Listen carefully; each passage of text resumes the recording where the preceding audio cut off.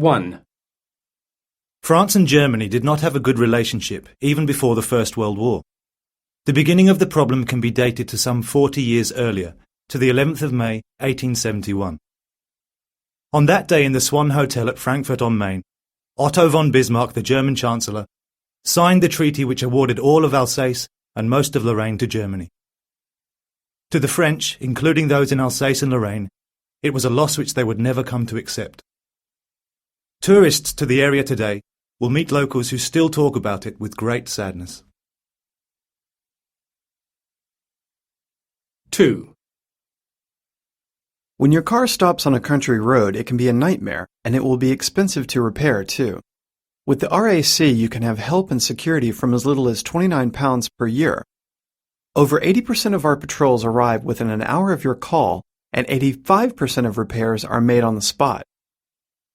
Tows to local garages are free. Our labor is free, too. You pay only for the parts. Don't wait. Call us on 0800 492 2673 and know your car is in good hands. 3.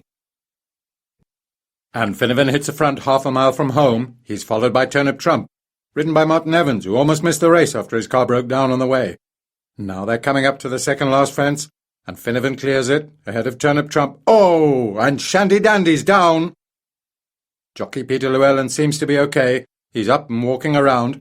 Finnevan and Turnip Trump well clear of the field now, and it's between these two, with Father Christmas in third place, 10 or 12 lengths back.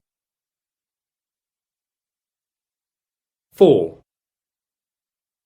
Good morning, how may I help you?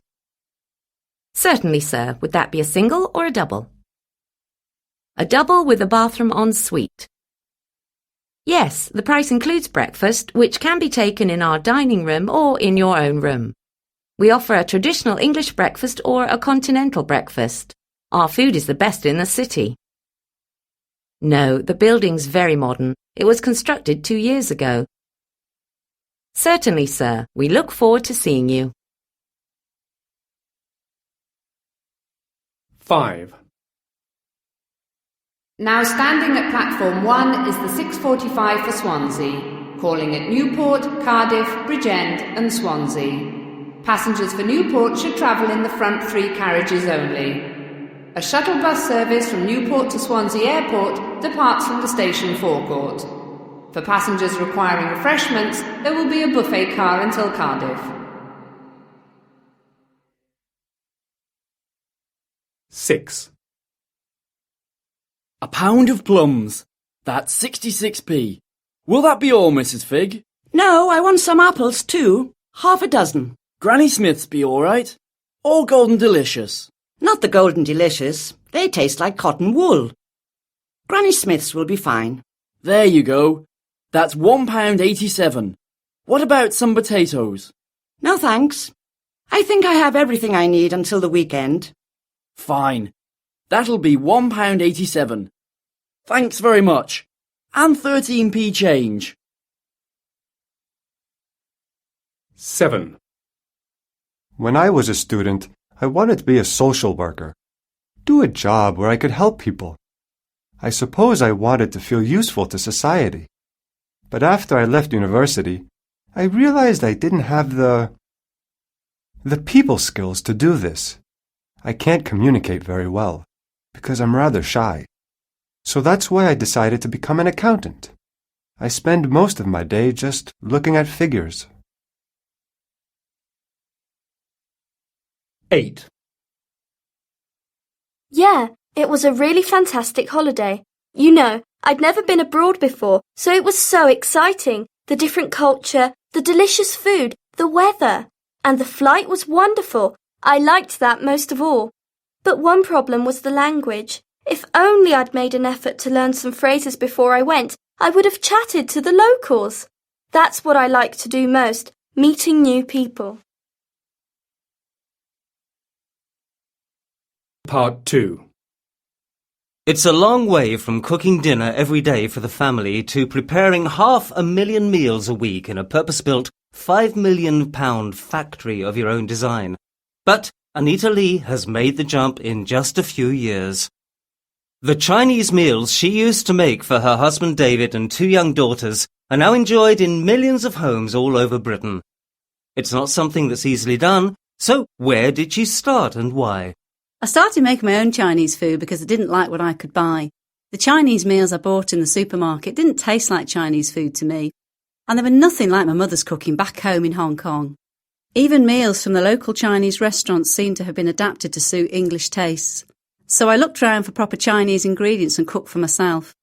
And when I cooked for my family and friends, they all said how much better things tasted and how much they enjoyed them. Well, many of us are good cooks at home, but that doesn't make you Businesswoman of the Year overnight. So, what was so special about your cooking that made it so enormously successful? Oh, one of our friends owned the local Chinese restaurant, and whenever he visited our house, he liked my homemade noodles so much that he wanted to use them in the restaurant.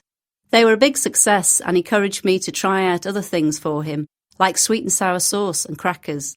He always had trouble getting good cooks, and even more trouble keeping them, so he liked to buy in the sauces ready-made.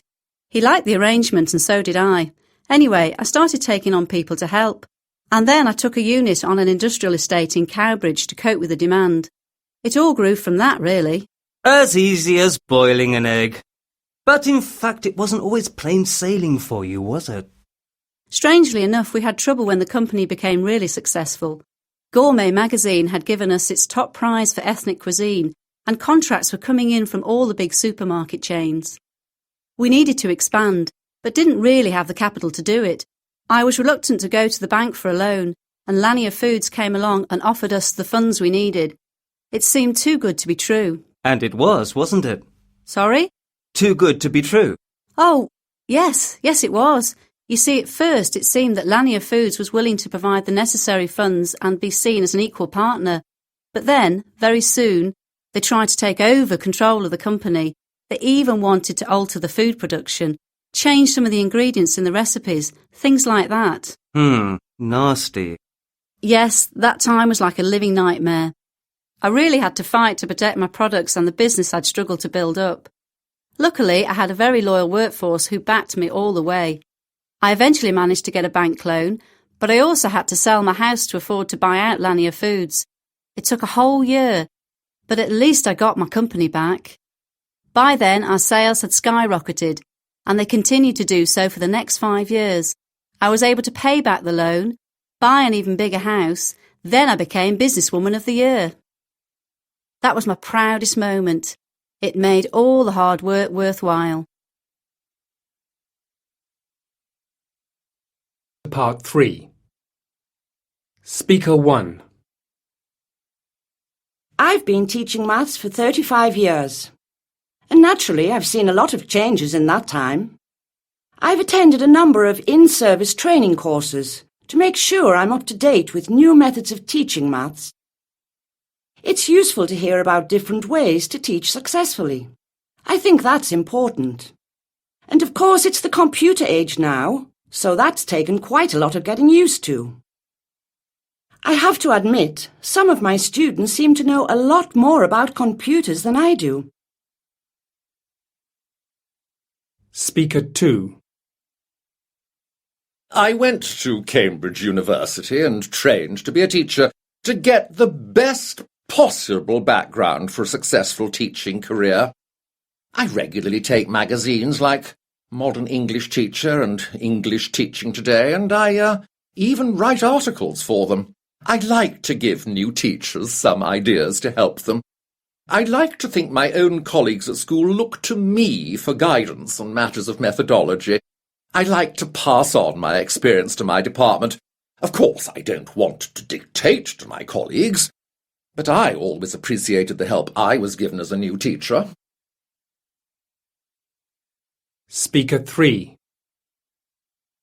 I teach history, and I think most of my students find it an interesting subject.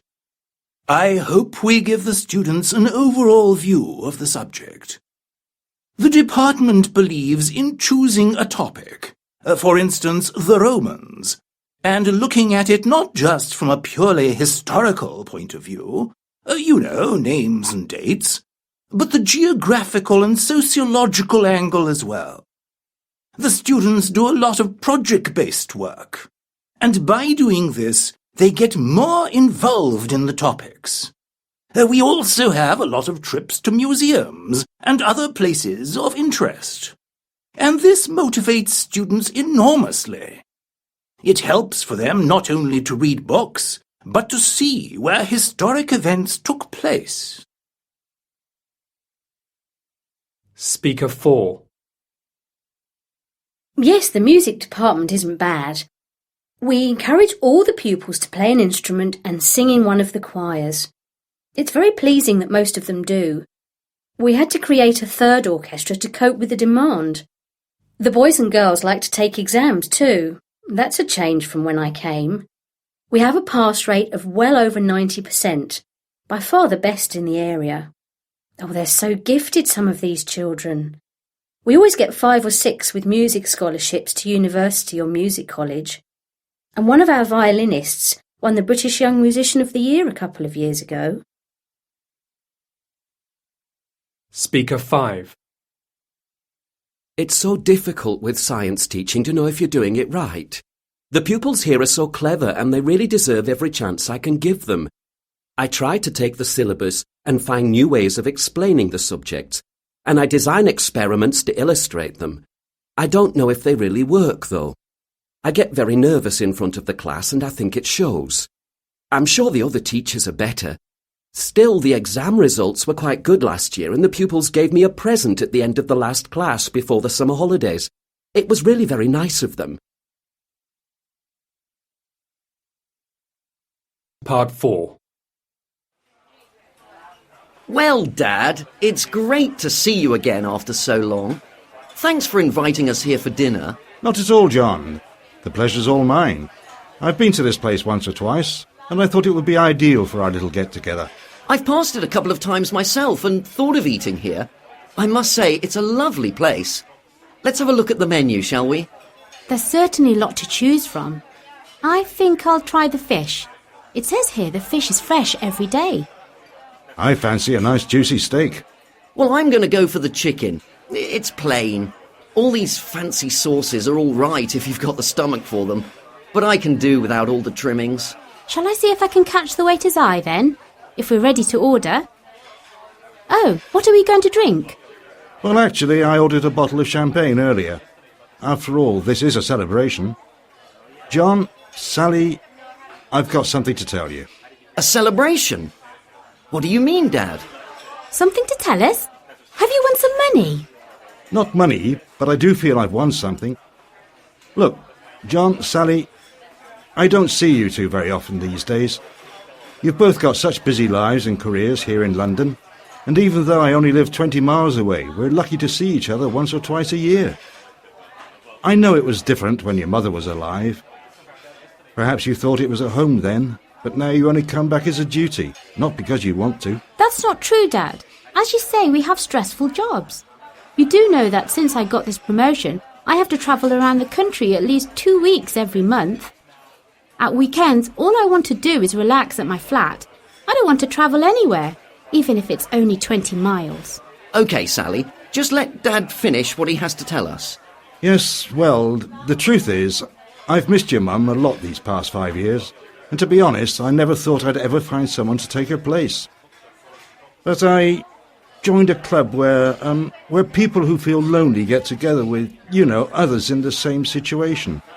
I went with my friend Dave, my colleague at work. I hope you aren't telling us you have a girlfriend at your age. Not a girlfriend, a fiancée. I'm going to get married again. What?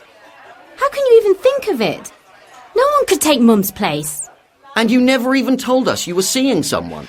Look, I know it's a shock, but I'm sure you'll like her. Her name's Marjorie.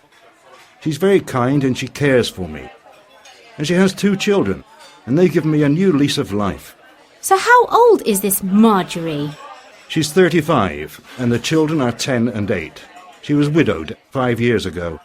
Her husband died in an accident. What will our friends think? She's just a couple of years older than us. They'll think you're making a fool of yourself. I'm really sorry you feel this way. I never thought you'd worry more about your friends' reactions than my happiness. But you're both invited to the wedding, It's next Saturday. Don't expect me there. I, for one, will never accept this marriage. Well, I have to tell you something else. We want a fresh start for the four of us. So next month we're emigrating to Australia. We think it'll be a good place to bring up the children. What? Dad, how could you?